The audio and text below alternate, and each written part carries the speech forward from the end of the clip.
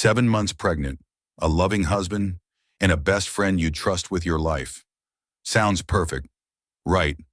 But for Catherine Morrison, it all shattered with one photo proof her husband was cheating with that very best friend. What she didn't know was that the affair was just the tip of a much darker plan: stolen millions, hidden families, and a betrayal so deep it could destroy everything she had. Stay with me until the end, because the twist in this story will leave you breathless. If you love jaw-dropping true stories with shocking twists, hit like, share this with someone who loves drama, drop your thoughts in the comments, and subscribe so you never miss the next one. The morning started like every other morning in the Sterling household. Victoria stood in her marble kitchen, listening to the familiar gurgle of the coffee maker while her phone buzzed insistently on the counter. She ignored it, focusing instead on the anniversary speech she'd been practicing for tonight's party. 20 years, she said to the empty kitchen, lifting her coffee cup in a mock toast. 20 years of partnership, love, and building an empire together. The phone buzzed again, then again. Victoria Sterling, 52 years old and married to millionaire husband Robert Sterling, had learned long ago that morning interruptions usually meant someone wanted something from her. As the wife of one of Boston's most successful attorneys, she'd perfected the art of selective availability. But the buzzing wouldn't stop. She finally grabbed the phone, seeing 5 missed calls from her sister Claire. A voicemail notification blinked urgently. "Victoria, honey, you need to see this." Claire's voice filled the kitchen, that distinctive Texas drawl more pronounced when she was upset. "Check Robert's company email. I know you know the password. It's still his birthday, like always. Isn't it? Just check it. Call me." Victoria laughed, setting the phone down. "Claire always was the suspicious one," she muttered, returning to her coffee. Her younger sister had never quite warmed to Robert. Not in all their 20 years of marriage. Too smooth, Claire always said. Too perfect. The phone buzzed again. A text this time. "Please check now. Before tonight." Something in the urgency made Victoria's stomach tighten. She pulled out her laptop, her fingers hesitating over the keyboard. Checking her husband's email felt like a betrayal of trust. Then again, if nothing was wrong, what harm could it do? She typed in the familiar password, Robert's birthday, 021472. The inbox loaded. At first, everything looked normal. Client correspondence, meeting schedules, partnership documents. Then she saw it. An email chain with someone named Madison Blake, marked personal. "Last night was incredible." The most recent message read, "Can't wait until you're finally free from her. The apartment you showed me is perfect for us." Victoria's coffee cup slipped from her hand, shattering against the marble floor with a crash that seemed to echo through the entire house. She stood frozen, brown liquid pooling around her feet, as she read message after message. "The necklace is beautiful. So much better than having to pretend at those awful family dinners." The necklace. The Cartier necklace Robert had said was being cleaned for their anniversary. "Once the divorce is final, we can stop hiding." Divorce. The word punched through Victoria's chest like a physical blow. She scrolled through 3 months of messages. 3 months of her millionaire husband planning to leave her while she planned their 20th anniversary party. 3 months of working late that were really romantic dinners. 3 months of lies wrapped in good morning kisses and see you tonight. "Darling," the clock on the wall ticked loudly in the sudden silence. 8:43 a.m. In 9 hours, 150 guests would arrive to celebrate a marriage that was already over in her husband's mind. Victoria heard her own breathing, harsh and uneven. She looked down at the shattered cup, the coffee spreading across the pristine white marble like a stain that would never come clean. "Happy anniversary to me," she whispered to the empty kitchen. 3 hours later, Victoria stood in the elevator of Sterling and Associates, watching the numbers climb toward the penthouse floor. Her heels clicked against the marble as she stepped out, each step echoing with 20 years of certainty crumbling beneath her feet. Mrs. Sterling. Jenny, the perky receptionist, brightened at seeing her. The girl couldn't be more than 25. All enthusiasm and absolutely this and absolutely that. "Mr. Sterling is in the conference room with Madison. Should I let him know you're here?" "Madison, Even hearing the name out loud made Victoria's skin crawl. "No need," Victoria said, her voice steadier than her hands. "I'll surprise him." She pushed through the conference room doors without knocking. Robert looked up from a document, his practiced smile faltering for just a moment when he saw her face. Even at 55, he was handsome in that calculated way successful men often were. The silver at his temples was distinguished, not aging. The suit was perfectly tailored. Everything about Robert Sterling was perfectly tailored, including, apparently, his exit strategy from their marriage. "Darling," his voice carried that smooth Boston accent he'd never quite shaken from law school. "You're early for lunch." Across from him sat a blonde woman who couldn't be more than 30. Pretty in an obvious way, with the kind of nervous energy that made her voice lift at the end of every sentence like a question. "Mrs. Sterling." Madison stood quickly, tugging at her blazer. "I was just leaving." Victoria's eyes went to the woman's wrist. The Cartier bracelet. Her Cartier bracelet. The one that had gone missing 2 months ago. "Beautiful bracelet," Victoria said. Madison's hand flew to cover it. "Oh, it was a gift." "I'm sure it was." Victoria kept her voice pleasant, even as rage built in her chest like a storm. "Tell me, Madison, do you enjoy working closely with my husband?" Robert stood now, moving toward her with the practiced ease of a man used to controlling courtrooms. "Victoria, what's this about?" 20 years, Victoria said, looking him directly in the eye. 20 years of marriage, and this is how I find out from emails about apartment shopping." The color drained from Robert's face. Madison made a small sound, like a wounded animal. "I think you should leave," Victoria told the younger woman. "And leave the bracelet. It doesn't belong to you." Madison looked at Robert, who nodded slightly. She unclasped the bracelet with shaking fingers, set it on the conference table, and practically ran from the room. "Victoria," Robert started, his courtroom voice sliding into place. "This isn't what it looks like." "No, because it looks like my millionaire husband has been having an affair with a woman young enough to be his daughter while I've been planning our anniversary party like a fool." "You're being dramatic." Tell me, Robert, how many business trips were really business? How many client dinners? How many anniversary gifts ended up on another woman's wrist?" Her phone rang. Diane Chen's name appeared on the screen. "I should take this," Victoria said. "It's my divorce attorney." Robert's face went from pale to ashen. "You've already called a lawyer." "My best friend happens to be the best divorce attorney in Boston." "Lucky me." She answered the phone. "Diane, yes, I'm at his office now." "No, I'm fine. We'll talk when I leave." She hung up and looked at her husband of 20 years. "The party's still on tonight. You'll attend, you'll smile, you'll play the devoted husband one last time, and then tomorrow, we go to war." "Victoria, be reasonable. We can work this out quietly." "Quietly," she laughed, but there was no humor in it. "You mean like you've been quietly stealing 20 years of my life?" "No, Robert, you wanted a divorce? You're going to get one. Just not the way you planned." She picked up the bracelet from the table, weighing it in her hand. "You know what the saddest part is? I actually thought we were happy. I thought when you said partner, you meant it. Turns out you meant silent partner." "Well, I'm not silent anymore." She walked to the door, then turned back. 8 o'clock tonight. Don't be late. After all, it's our last anniversary." The elevator ride down felt like descending from one life into another. In the lobby, she called Diane back. "How bad is it?" Diane asked without preamble. Her friend's voice was quick, decisive, each word carefully chosen. 20 years of marriage to a narcissist who's been planning to leave me for someone named Madison. "Document everything, trust nothing," Diane said, her catchphrase as familiar as breathing.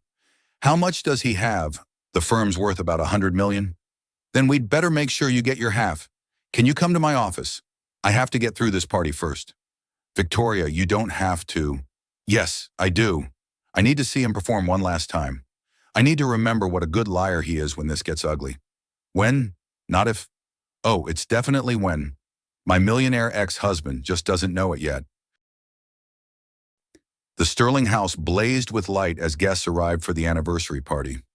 Victoria stood in her bathroom, phone propped against the mirror while she applied lipstick with a steady hand. Diane's voice came through the speaker, a lifeline in the chaos. "You have two choices," Diane said. "Confront him publicly or gather evidence quietly. 20 years. Diane." Victoria's voice was steady, but her heart raced. 20 years of being the perfect wife to a millionaire husband who gave my jewelry to his mistress? I organized his life, raised his children, entertained his clients. And for what? So he could plan his escape with someone who probably doesn't even know how he likes his coffee. Then we make him pay, document everything, every asset, every account, every property you know about. A knock at the door interrupted them. "Mom," Emma's voice, quick and worried. "Are you okay? You look pale." Victoria opened the door to find both her children standing there. Emma, 24, all nervous energy and rapid speech. James, 27, formal and measured like his father but with his mother's eyes. "Mother," James said, his lawyer training evident in his careful tone. "Father's asking for you. The guests are wondering where you are. Tell your father I'll be right down." Emma grabbed her hand. "Mom, seriously, what's wrong? You've been weird all day." Victoria looked at her children, wondering how to tell them their perfect family was a lie. "Nothing's wrong, sweetheart. Just anniversary nerves." "After 20 years, James raised an eyebrow. So like his father, it made her chest ache. "Especially after 20 years, she said, squeezing Emma's hand. "Now go. I'll be right behind you." They left reluctantly. Victoria returned to the mirror, to Diane's waiting voice. "You okay?" "I have to be. 150 people are downstairs celebrating a marriage that's already over. It's not over until you say it is. And when you do, we're going to make sure you win." Victoria descended the stairs to find Robert holding court in the living room, his charm on full display. He caught her eye and smiled, raising his champagne glass. The room quieted. "Ladies and gentlemen," Robert's voice filled the space with practiced ease. 20 years ago, I convinced this beautiful woman to marry me. She's been my partner in everything, my foundation, my better half." The crowd made appreciative noises. Victoria smiled, moving to stand beside him. "To my beautiful wife," Robert continued, "my partner in everything." Everyone raised their glasses. Victoria raised hers too, her smile never wavering. "Thank you, darling," she said, her voice carrying to every corner of the room. "To 20 years of marriage and whatever comes next." Robert's smile flickered. "Whatever comes next." "Well," Victoria said, addressing the room but watching her husband, "after 20 years, life has a way of surprising you. Doesn't it? You think you know someone, know your life, and then suddenly you discover there's so much more to learn." She saw the moment he understood, the slight widening of his eyes, the tightening of his jaw. "To surprises," she added, taking a sip of champagne. The crowd echoed the toast, oblivious to the undercurrents. Robert leaned close, his whisper harsh against her ear. "What are you doing?" "Exactly what you taught me, darling. Playing my part perfectly." Claire appeared at her elbow, her sister's instinct for trouble as sharp as ever. "Honey, you need anything?" "Just your support," Victoria murmured. "Always," Claire said, her Texas drawl wrapping around the word like a promise. "Whatever's going on, we'll handle it together." The rest of the evening passed in a blur of conversations and congratulations. Victoria smiled, laughed, played the perfect hostess while inside she cataloged every lie Robert told. "Victoria's been my rock," he told his law partner. Had he been thinking of Madison when he said it? 20 years feels like yesterday, he told her elderly aunt. How many of those years had been real? "I'm the luckiest man alive," he told the room during his final toast. That one might have been true, Victoria thought. He was lucky. Lucky she hadn't exposed him tonight. Lucky she was giving him one last night of dignity before she destroyed everything he'd built on the foundation of their marriage. As the last guest left, Robert cornered her in the kitchen. "What was that about? What was what about?" She began loading the dishwasher, her movements precise and controlled.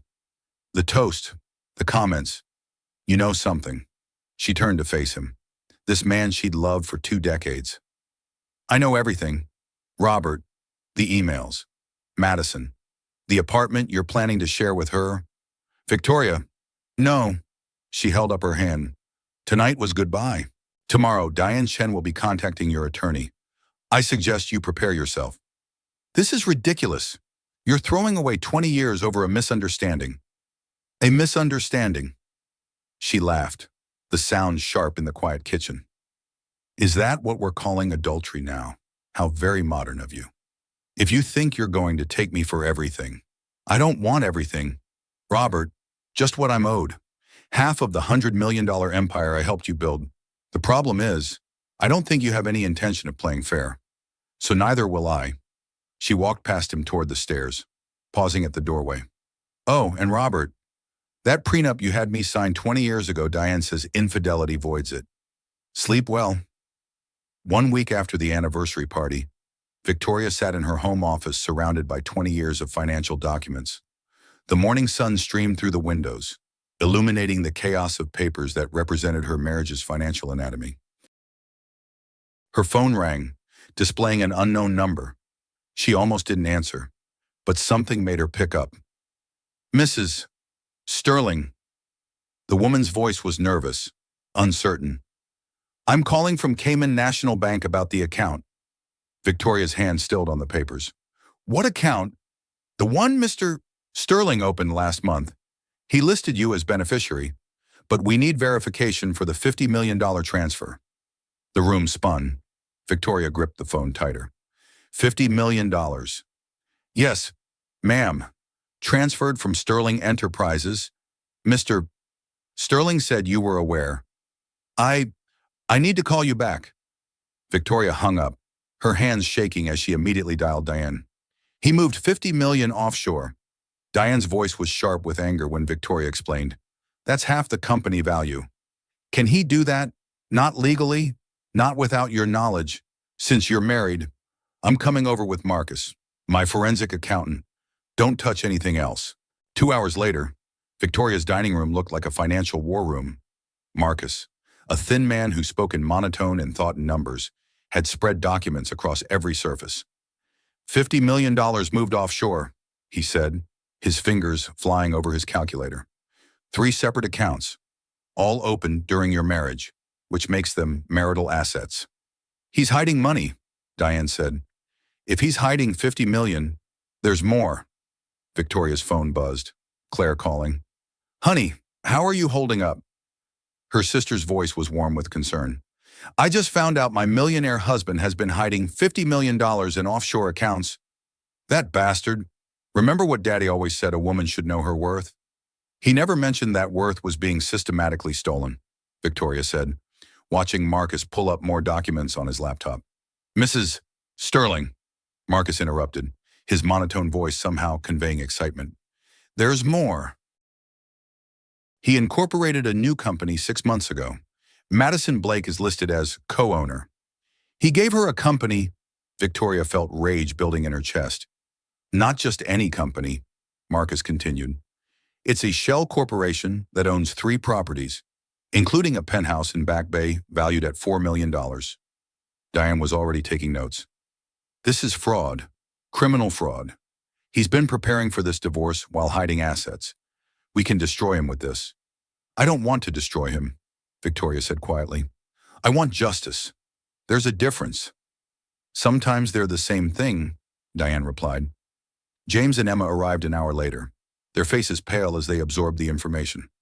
Dad's been stealing from the family. Emma's voice cracked, tears streaming down her face. James, ever the lawyer, was studying the documents. This is embezzlement. He could lose his law license. Your father made his choices, Victoria told them. Now I have to make mine. What are you going to do? Emma asked. I'm going to take what's mine, and then I'm going to take what he tried to hide.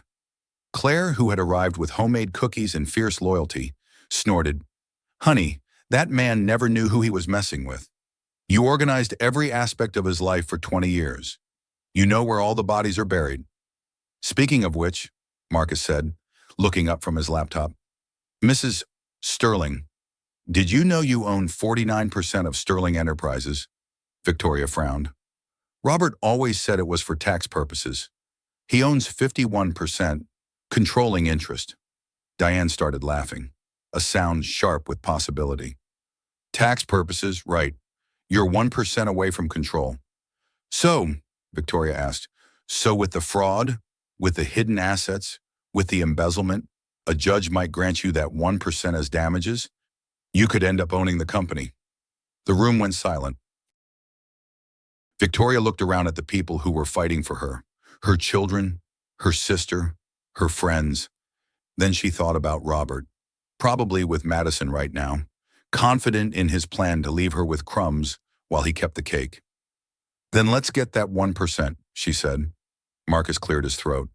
There's one more thing. I've been tracking the money trails. Your husband has been systematically moving assets for 3 years. This wasn't a sudden decision. This was a long-term plan. 3 years, Victoria whispered. But 3 years ago was when... When what? Diane prompted. When I was diagnosed with breast cancer. When I was going through chemo. He was planning to leave me while I was fighting cancer. The room erupted. Emma sobbed. James cursed. Claire threatened violence in creative Southern expressions. But Victoria sat silent, a cold clarity settling over her. He waited, she said quietly. He waited until I was healthy again so it wouldn't look bad. He's been pretending to love me while planning his escape. The perfect narcissistic husband, maintaining his image while destroying our reality. We're going to bury him, Diane said fiercely. No, Victoria said, standing. We're going to do something better. We're going to beat him at his own game. He thinks I'm just a scorned wife who will accept whatever settlement he offers. He thinks I'm too old, too tired, too beaten down by 20 years of marriage to fight. She looked around the room at her army. He's wrong. The coffee shop was crowded with the lunch rush, providing perfect cover for Victoria's meeting with Tony, the private investigator Diane had hired. Tony looked exactly like Victoria had imagined Brooklyn accent, leather jacket, and a folder full of information that would change everything. You're gonna love this, Tony said, sliding the folder across the table. Madison Blake, real name Madison Kowalski, 3 previous relationships with married executives. Each ended with substantial payoffs. Victoria opened the folder, staring at the photos and documents inside. She's done this before. Like clockwork, she targets successful men in their 50s, becomes the secretary or assistant, then the mistress. When the divorce happens, she walks away with a nice settlement to keep quiet. But Robert set her up as co-owner of a company. Yeah, that's new. Usually, she just takes the payoff and moves on. Your husband must have promised her more. Victoria studied the photos. Madison with a silver-haired CEO in Chicago, 2 years ago. Madison with a banker in New York, 3 years before that. Always the same pattern. Does Robert know? She asked. Doubt it. Men like him never think they're the mark. They always think they're special. Victoria's phone buzzed. Emma texting frantically. She excused herself and called her daughter. Mom, I found something, Emma said, talking so fast the words tumbled together. I was looking at Madison's social media, going back through old posts. She's been commenting on Dad's company page for 2 years. 2 years. Mom little hearts on his professional accomplishments. Comments about what an inspiring leader he is. She was hunting him, Victoria said quietly, and he fell for it. God, how could he be so stupid? Your father isn't stupid, sweetheart. He's arrogant. There's a difference. Back at the table, Tony had more information. There's something else. I tracked down her previous targets. They all said the same thing. She recorded everything. Conversations, encounters, everything. It's her insurance policy. She's blackmailing them. More like mutually assured destruction. They don't talk about her. She doesn't release the recordings. Victoria's mind raced. If Madison had recordings of Robert, if she had evidence of their affair, that could be leverage, but it could also be a problem. She called Diane immediately. We need to move fast. Madison Blake is a professional. She's done this before? Then we use that, Diane said. Pattern of behavior. It shows Robert was targeted, but it also shows he was a willing participant. How are you doing with all this? Victoria looked around the coffee shop at all the normal people living their normal lives. You know what's strange? I spent 20 years thinking I had a successful marriage to a millionaire husband. Turns out I had a role in someone else's play, and I didn't even know I was acting. That evening, Victoria called a family meeting. James arrived in his suit, straight from court. Emma brought wine and tissues. Claire made enough food to feed an army. I need to tell you all something about Madison, Victoria began, then laid out everything Tony had discovered. James went into lawyer mode immediately. This changes our strategy. If she's a serial predator, we can argue undue influence. She's not a predator, Victoria corrected. She's an opportunist. And your father was a willing opportunity. How can you be so calm about this? Emma demanded. Because anger is exhausting, and I need my energy for what comes next. Which is, Claire asked, taking control. Your father thinks he's been planning the perfect exit for 3 years. But he forgot one thing. For 20 years, I've been the one actually running his life. I know every password, every account, every client, every secret. He taught me to be detail-oriented. That's about to be his biggest mistake. James pulled out his laptop. Speaking of details, I've been researching. Dad's been telling people at the firm that you two are having an amicable separation. He's painting himself as the generous husband who's giving you a fair settlement. How fair? Victoria asked. $10 million and the house. Claire snorted. $10 million out of a $100 million fortune. That's not fair. That's insulting. It's what he thinks I'll accept to avoid a fight, Victoria said. A nice, quiet divorce for a nice, quiet wife. You're not going to accept it, Emma said. It wasn't a question. No, I'm not going to accept it. Victoria stood looking at her children. Your father wants to rewrite history, paint me as the discarded first wife while he rides off with his younger woman. But here's what he doesn't understand. I'm not the supporting character in his story. I'm the protagonist in mine. What do you need from us? James asked. I need you to be prepared. This is going to get ugly. The firm will take sides. Friends will take sides. Your father will try to turn you against me. Never, Emma said fiercely. He might tell you things about our marriage, try to justify his actions. He might even try to make you feel sorry for him. Mom, James said quietly, we've already chosen our side. We choose the parent who didn't lie to us for 3 years. Victoria felt tears prick her eyes for the first time since finding those emails. I love you both so much. We love you too, honey, Claire said. Now, let's talk strategy. How do we take down a narcissistic millionaire ex-husband who thinks he's already won? Simple, Victoria said, steel in her voice. We show him that underestimating a 50-something woman was the worst mistake of his life. 2 weeks had passed since Victoria discovered the offshore accounts.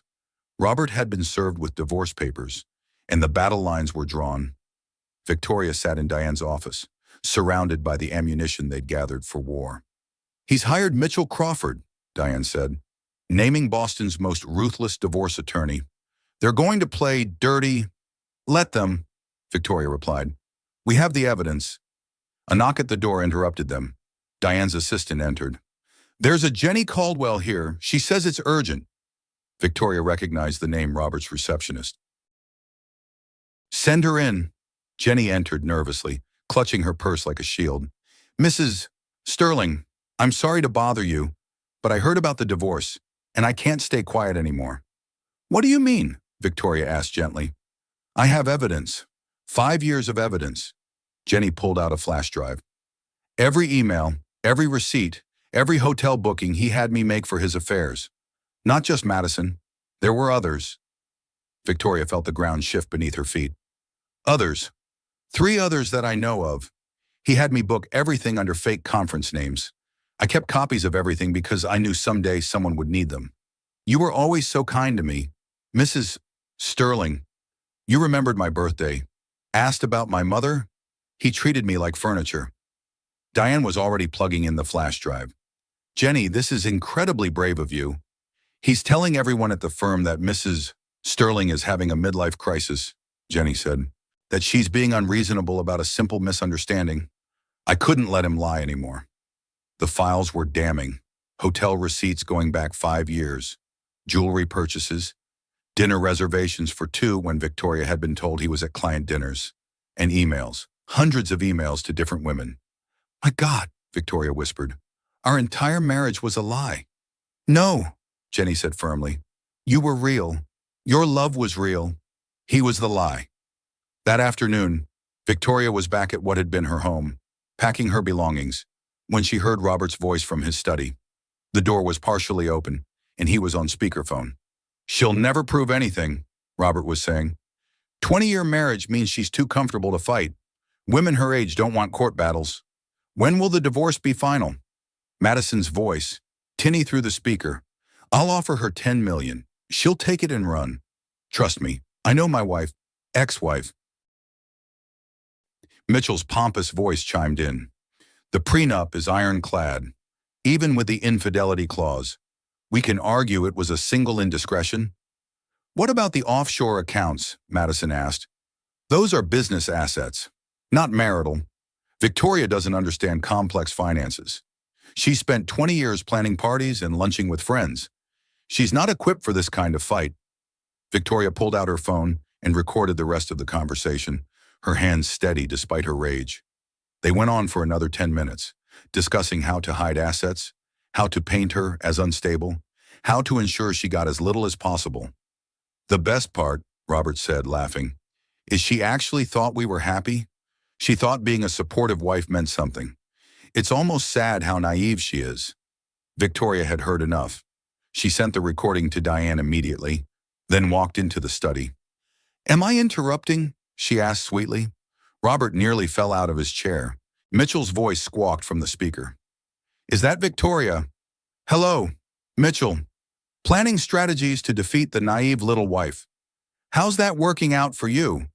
Robert ended the call quickly. Victoria, what are you doing here? This is still my house until the court says otherwise. I was packing when I heard you explaining how stupid I am. Naive. I think you said you were eavesdropping in my own home. That's not eavesdropping. That's awareness. Something you should try sometime. Robert stood, trying to regain control. What do you want? What I want is 20 years of my life back. But since that's impossible, I'll settle for justice. You think I'm some desperate 50-something woman who'll accept your crumbs? You think 20 years of supporting your career, raising your children, building your reputation means nothing? You were a housewife, he said dismissively. I was the one building the firm. A housewife, Victoria repeated. Is that what you call someone who managed 3 homes, organized hundreds of client dinners, networked with every important family in Boston, and made sure you never had to think about anything except work? I wasn't a housewife. Robert, I was the CEO of your life, and you just fired me without severance. This melodrama isn't helping anyone. You're right. Action helps, which is why I've documented everything.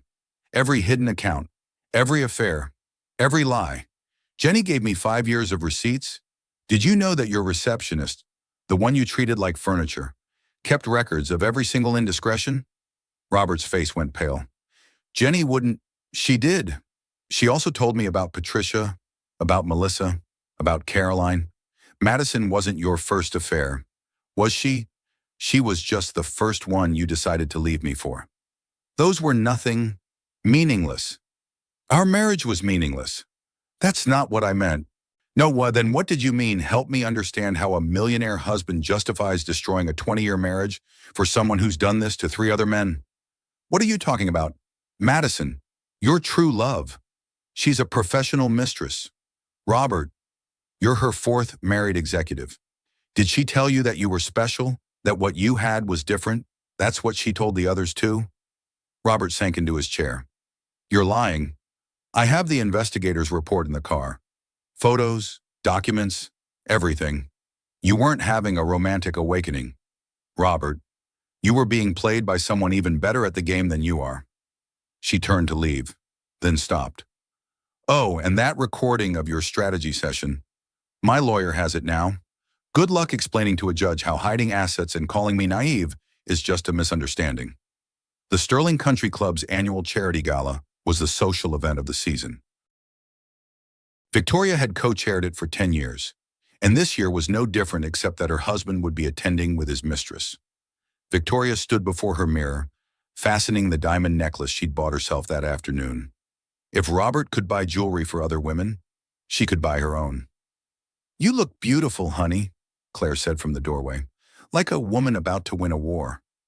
I look like a 52-year-old woman whose millionaire ex-husband is about to parade his mistress in front of everyone we know. You look like power, Claire corrected. Own it. The ballroom was already packed when Victoria arrived.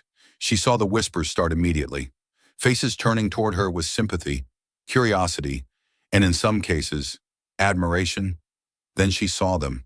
Robert in his tuxedo, Madison on his arm in a dress that cost more than most people's monthly salary, wearing Victoria's anniversary necklace.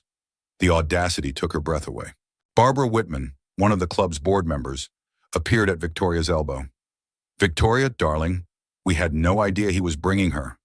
It's fine, Barbara. Really. But it wasn't fine. Not when Robert had the nerve to walk to the microphone and tap it for attention. Good evening, everyone, he said, his voice carrying across the room. I wanted to address something before the rumor mill gets out of hand. Victoria and I are separating amicably after 20 wonderful years. Amicably, there was that word again. We've simply grown apart, he continued. It happens. We remain committed to co-parenting and wish each other the best. Victoria found herself moving toward the stage before she'd made the conscious decision to do so. The crowd parted like the Red Sea. May I? She asked, gesturing to the microphone. Robert's smile was frozen. Of course, darling. She took the microphone, looking out at the sea of familiar faces. These people had been at her anniversary party just weeks ago. Thank you, Robert, for that fiction. Very creative. She smiled warmly at the crowd. Since my husband of 20 years has decided to make our private matters public, allow me to provide some context. Victoria, Robert hissed. Don't do this.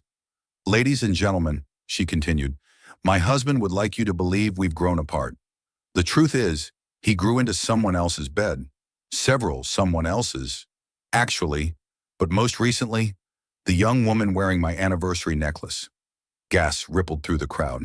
Madison tried to shrink behind Robert.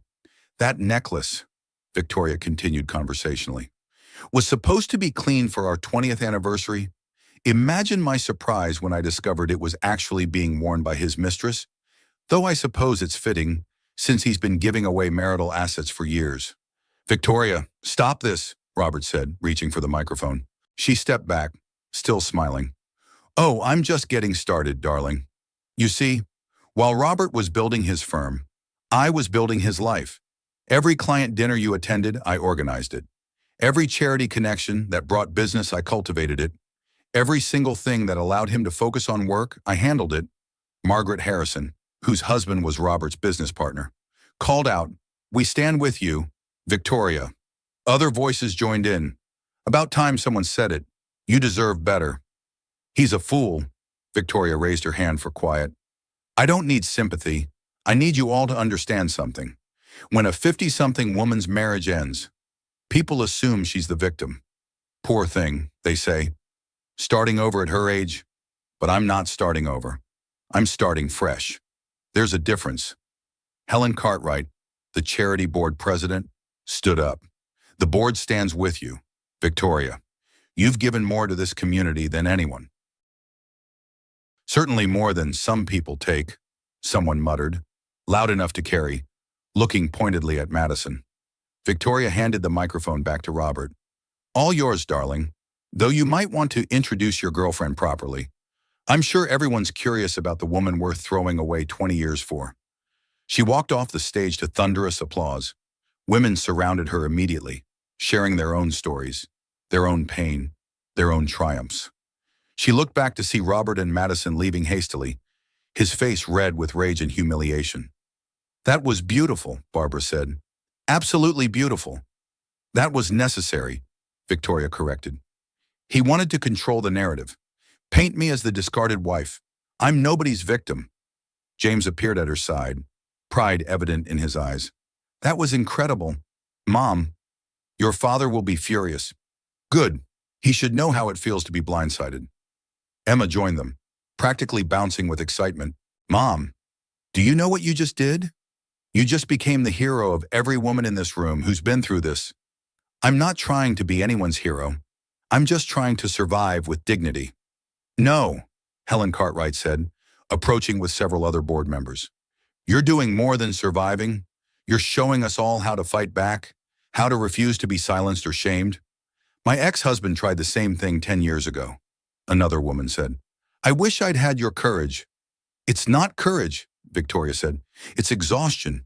I'm too tired to pretend anymore. Too tired to protect his image at the expense of my truth. Claire appeared with champagne.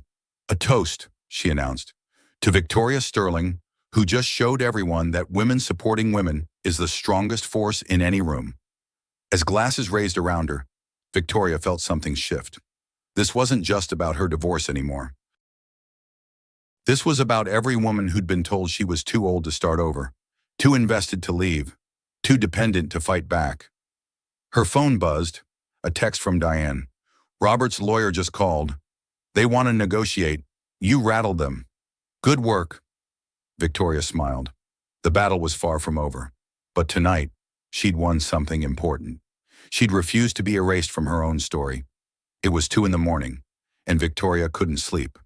Tomorrow was the court date that would determine her financial future. She sat in her temporary apartment, reviewing documents for the 100th time when her phone rang. Jenny's name appeared on the screen. Jenny, why are you calling so late? Mrs. Sterling, I'm at the office. Jenny's voice was a whisper. I shouldn't be here, but I had to get something. Mr. Sterling doesn't know I kept copies of everything. Copies of what? Everything. Every email, every receipt, every document from the last 5 years. I have it all on a flash drive. But there's more. I found something tonight that you need to see. What is it? Emails between Mr. Sterling and Madison from 2 years ago. Before you got sick. They were planning this before your cancer diagnosis. Victoria's blood ran cold. What? They talk about waiting until after you recover so it won't look bad for his reputation. He actually says, we need to wait until she's healthy enough that leaving won't affect my standing at the firm. He planned to leave me before I got cancer and then waited. It's all here. Can you meet me? I'm scared to email it. 20 minutes later, Victoria sat in an all-night diner with Jenny, looking at a flash drive that contained the complete destruction of Robert Sterling. Why did you keep all this? Victoria asked. Because you were kind to me, Jenny said simply.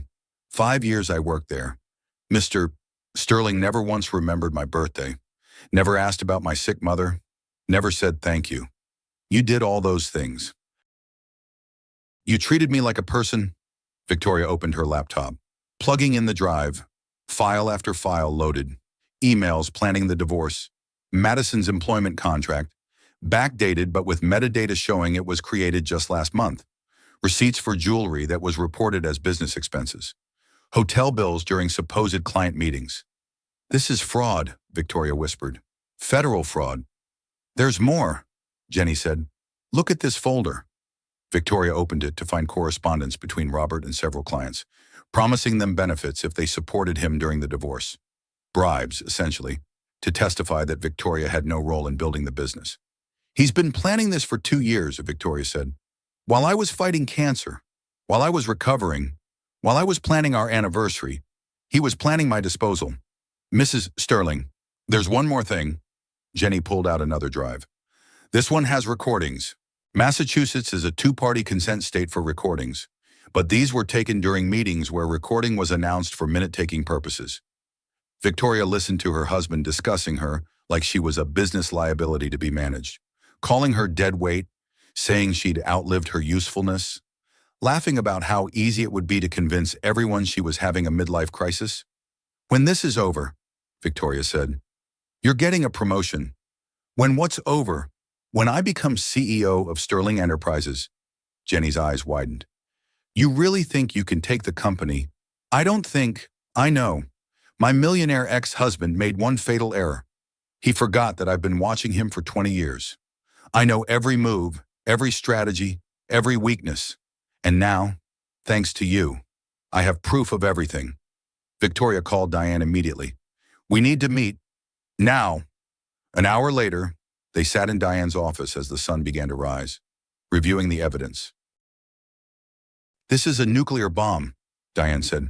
This doesn't just win the divorce. This destroys him completely. I don't want to destroy him. I want justice. Victoria, he committed fraud, tax fraud, Wire fraud. He could go to prison. Then that's his choice. He made these decisions. I'm just bringing them to light. Marcus, the forensic accountant, arrived at 6 a.m., took one look at the evidence, and whistled low. This changes everything. With this proof of fraud, you don't just get half, you get damages, punitive damages. How much? Victoria asked. The company, for starters. The court could award you controlling interest as compensation for the fraud, plus damages for emotional distress, defamation, and financial manipulation. The company is worth $100 million, and he tried to steal $50 million of it. The court doesn't look kindly on that. James and Emma arrived at 7, bringing coffee and support. Mom, are you ready for this? Emma asked. I've been ready for 20 years. I just didn't know it. James, ever the lawyer, was reviewing the evidence. This is criminal. Dad could be disbarred. That's his problem, Victoria said. My problem is making sure no other woman goes through what I went through. 20 years of my life, thinking I was building something with a partner, only to discover I was being systematically betrayed and robbed. You're going to win, James said with certainty. There's no way he recovers from this. It's not about winning anymore, Victoria said. It's about truth. For 20 years, I lived as truth. Now it's time for mine. Claire arrived with breakfast in fierce determination. Honey, you're going to walk into that courtroom and show everyone what happens when a narcissistic millionaire underestimates his wife. Ex-wife, Victoria corrected. Not yet, Diane said, standing. But in about 3 hours, you'll be the CEO of Sterling Enterprises while he's looking for a criminal defense attorney. The courtroom was packed. Word had spread through Boston's legal community that the Sterling divorce would be spectacular, and no one wanted to miss it. Victoria sat beside Diane, wearing the same suit she'd worn to her first date with Robert 23 years ago. It still fit perfectly, a navy blue reminder that some things endure even when love doesn't. Across the aisle, Robert sat with Mitchell Crawford, his face a mask of confidence that didn't quite reach his eyes. Madison was notably absent. All rise, the bailiff announced. The Honorable Judge Patricia Winters presiding. Judge Winters, a woman in her 60s with sharp eyes and a reputation for suffering no fools, took her seat. This court has reviewed extensive evidence in the matter of Sterling versus Sterling. Mr. Crawford, I understand you'd like to make an opening statement? Mitchell stood, his pompous voice filling the courtroom. Your Honor, this is merely a domestic dispute that's been blown out of proportion. My client is prepared to offer a generous settlement of $10 million to Mrs. Sterling, which is more than fair considering the prenuptial agreement. Your Honor, Diane stood. We'd like to present evidence that the prenuptial agreement is void due to fraud and infidelity, and that Mr. Sterling has committed extensive financial crimes against my client. Proceed, Judge Winters said. What followed was a systematic destruction of Robert Sterling's carefully constructed lies. Diane presented the offshore accounts first. $50 million, Your Honor, hidden in the Cayman Islands without Mrs. Sterling's knowledge or consent? That's a lie, Robert burst out. Mr. Sterling, you'll have your chance to speak, Judge Winters said coldly. Continue, Ms. Chen. The evidence mounted. Jenny's recordings, the emails planning the divorce during Victoria's cancer treatment, the proof of multiple affairs, the company Madison co-owned with Robert. Your Honor, Diane said, we have emails showing Mr. Sterling planned to leave his wife before her cancer diagnosis, but waited until after her recovery to protect his reputation. Gasps rippled through the gallery. Robert's face had gone from red to white. Mrs. Sterling, please take the stand, Judge Winters said. Victoria walked to the witness stand with steady steps, her voice clear and strong as she was sworn in. Mrs. Sterling, Diane began, tell the court about your role in building Sterling Enterprises. I supported Robert through law school, Victoria began. I worked 2 jobs while he studied. When he started the firm, I was his first paralegal, secretary, and accountant all rolled into one. I brought in his first major clients through my family connections. And as the firm grew, I managed our household so he could focus on work. I raised our children virtually alone. I entertained clients, organized events that brought in millions in business. I was the silent partner who made his success possible. Silent partner, Diane repeated. Yet you own 49% of the company. Robert said it was for tax purposes. I trusted him. And when did you discover the affairs? 3 weeks ago. The same day I discovered the hidden money, the secret company with his mistress, and 20 years of lies. Robert's lawyer stood for cross-examination. Mrs. Sterling, isn't it true you're simply bitter about being replaced by a younger woman? Victoria looked him directly in the eye. Mr. Crawford, I'm not bitter about Madison. I pity her. She's the fourth married executive she's targeted. Did you know that my millionaire ex-husband wasn't special? He was just the latest mark. Objection, Mitchell called out. I'll allow it, Judge Winters said. Continue. Mrs. Sterling? I'm not bitter about being replaced.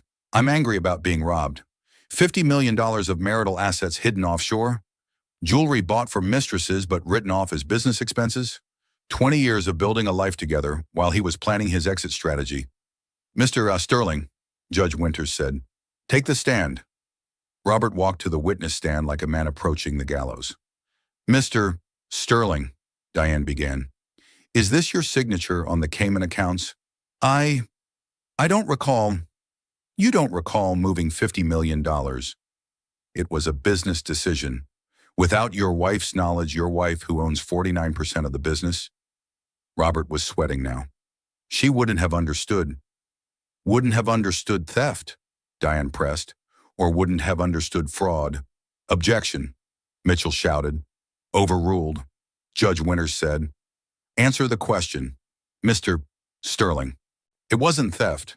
It was asset protection. Protection from whom your wife of 20 years. The door to the courtroom opened.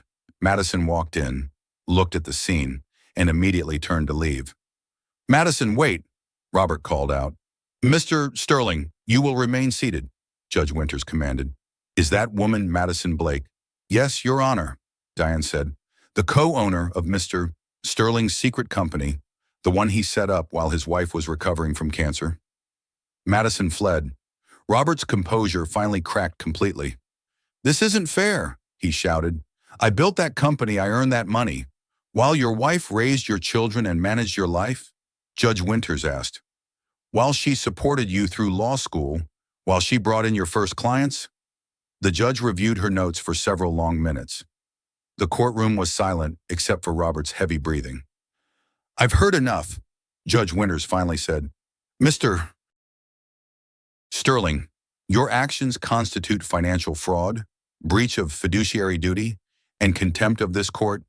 You systematically hid assets, committed tax fraud, and attempted to leave your wife of 20 years destitute while you had been planning your exit for years.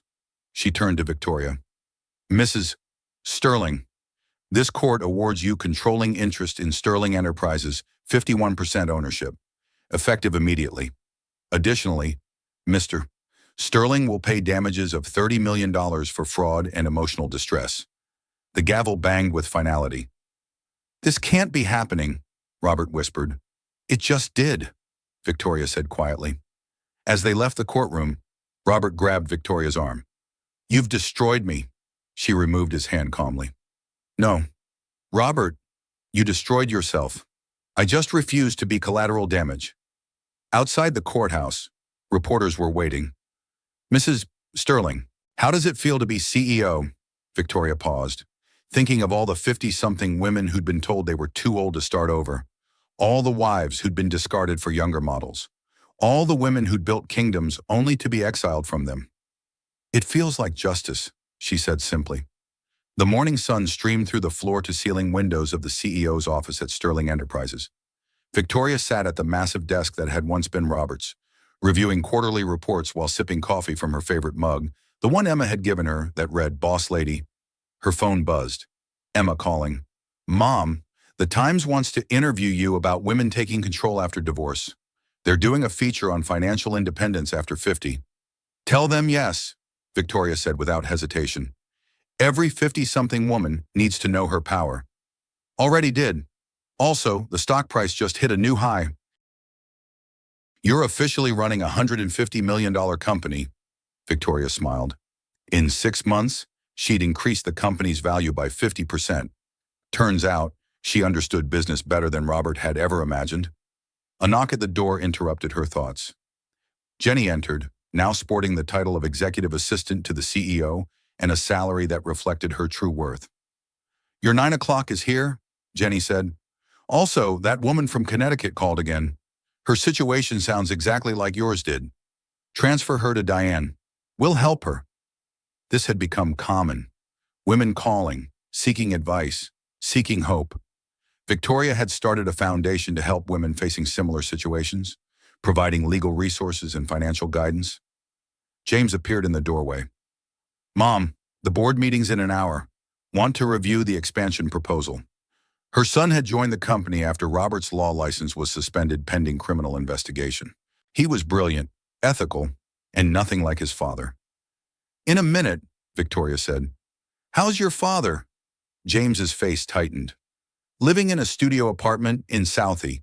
Madison left him the day after the trial when she found out the money was frozen. He's working as a paralegal at a small firm in Worcester." Victoria felt no satisfaction in Robert's downfall, just a sort of distant pity. He'd built his own prison, bar by bar, lie by lie. Claire arrived with lunch, as she did every Wednesday. "Honey, you're glowing." "I'm happy," Victoria said simply. "For the first time in years, I'm actually happy." "You deserve it, after everything that narcissistic ex-husband put you through." "He gave me something valuable in the end," Victoria said. "He gave me the opportunity to discover who I really am." That evening, Victoria stood at the podium of the Sterling Enterprises annual gala, the same ballroom where Robert had tried to humiliate her. The same crowd who'd witnessed her public stand, but everything else was different. "A year ago," she began, her voice carrying to every corner of the room, "I thought my life was ending at 52. My 20-year marriage was over. My identity as a wife was gone. Everything I'd built seemed to be crumbling." The room was silent, every eye on her. Turns out, it wasn't ending, it was beginning. My millionaire husband thought I was disposable. He forgot that women like us, women who've spent decades building others up, we know how to build. And when we build for ourselves, we build empires. Applause rippled through the room. Sterling Enterprises has had its best year ever. Employee satisfaction is at an all-time high. We've launched initiatives to support women in business, particularly women over 50 who are starting over, or as I prefer to say, starting fresh. She looked out at the sea of faces, many of them women who'd shared their own stories with her over the past months. "My ex-husband once said I was just a housewife who wouldn't understand complex business. He was half right. I was a housewife. I managed a house, a family, a life. Turns out those skills translate perfectly to running a company. Who knew that 20 years of managing a narcissist's ego would prepare me to handle board meetings?" Laughter filled the room. But here's what I really want to say tonight.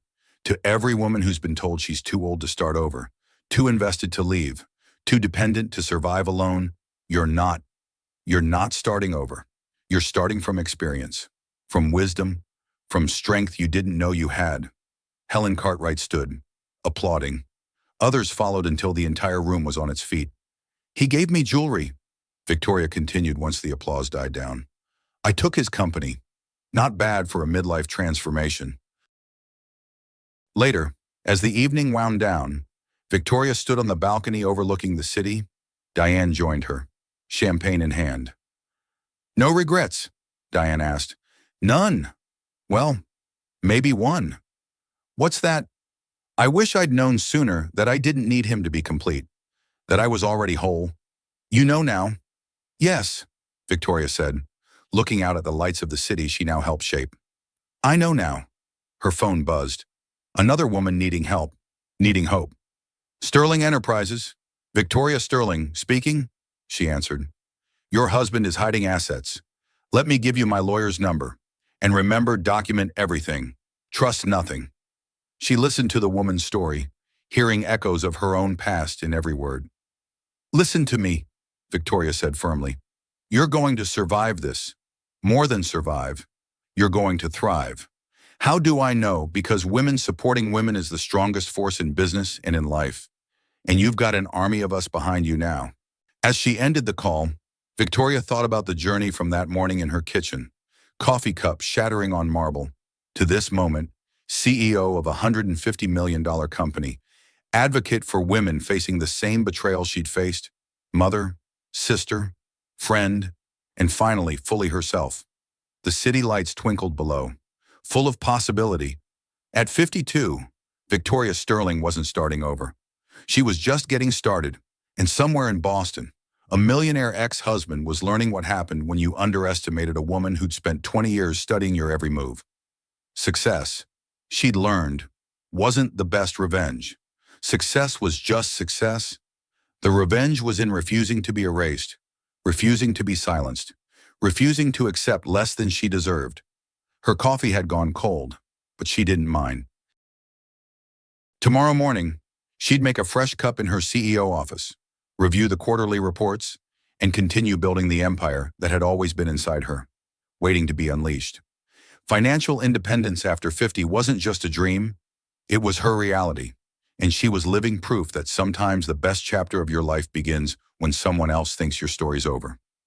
The evening air was cool on her face as she stood there. Victoria Sterling, CEO, survivor, and proof that a woman's worth isn't determined by the man who tries to leave her, but by the strength she finds when she stands alone. Document everything, trust nothing, and never, ever underestimate a 50-something woman who's discovered her power.